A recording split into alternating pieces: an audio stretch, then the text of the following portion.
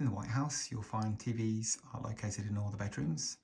They are smart HDTVs, and you'll find that there's Netflix loaded on each of the televisions.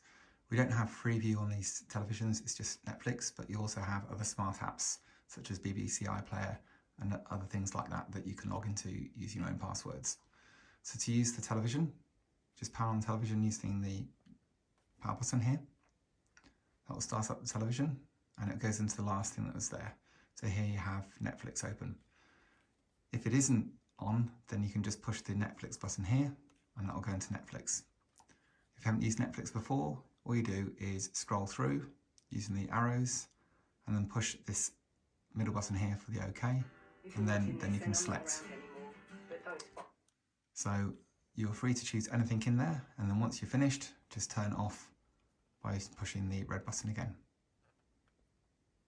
And that's how you use the television in the bedrooms. Thank you.